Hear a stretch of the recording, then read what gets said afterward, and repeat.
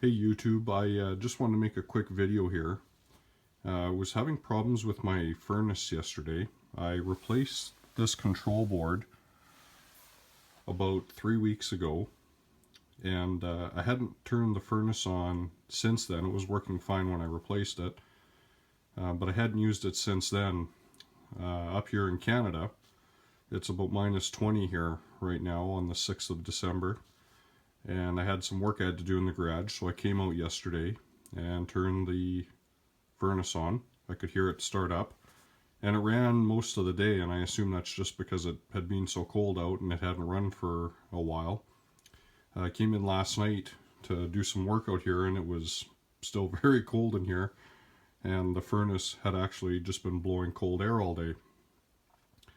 So I went onto YouTube to try to find an answer, because this is a fairly old furnace. I believe the date on the inside said 1991. It's fairly simple though. I figured it probably couldn't be too big of a problem, being that the most complex thing on it I had already replaced, that being the control board and the gas valve a time ago. So what would happen is I would turn it on, and the inducer fan, or the inducer motor here, would turn on, and a short while later the actual blower motor would turn on, but it would just blow cold air. So if you're not familiar with the different parts of a furnace, I'm not an expert, not by any stretch of the imagination. I only post this just to hopefully save you a costly repair bill, but this inducer fan, when it turns on, sucks the hot exhaust gases out and sends them out the chimney. So if it doesn't start, nothing else will work. In this case, it did start.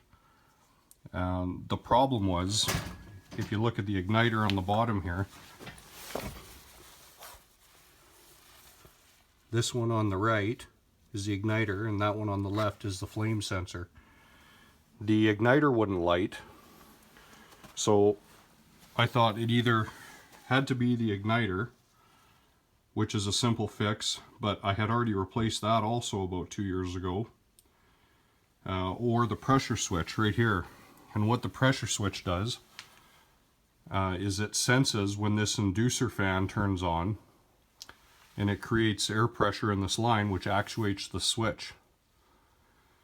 And it's basically a safety mechanism, so that when the flame starts, if that inducer motor isn't on, your exhaust gases are going to fill your house or your garage. So the first thing that happens on this furnace when there's a call for heat is the inducer motor will turn on, create pressure in this tube, actuate this switch, which will then tell the control board that it's okay to light the flame, and then the igniter will light. So in my case, the igniter wasn't lighting. I checked that and it was fine. So I went on YouTube, and there was a couple of different videos that I seen about pressure switches and how to test them and how to actuate them. So what I did is I took this tube off right here. You can see it's connected to the inducer fan, and I just gently blew into the pressure switch, and you could hear it actuating back and forth. And as soon as I reconnected it to the inducer fan and turned it back on, the igniter turned on and it lit up, the flame lit, and it ran just fine. So I think what happened was it had some moisture in it, and because I had let the furnace sit in the cold weather for so long, it probably just froze, or it could have just been dirty. But I also noticed that when I pulled this tube off that was there, it just basically crumbled in my hand and split when I tried to put it back on. So I went to a heating and cooling store, and they told me that they don't sell this little piece of hose, unfortunately. But I went to the auto parts store and basically just got a piece of vacuum tubing, which cost me all of $1.45.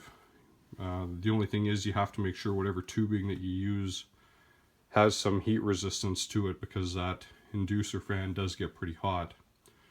Anyway, I hope this video helped you out, and hopefully saved you a bill somewhere along the way. If you liked the video, please give me a thumbs up. If you have any comments, please let me know. Thanks.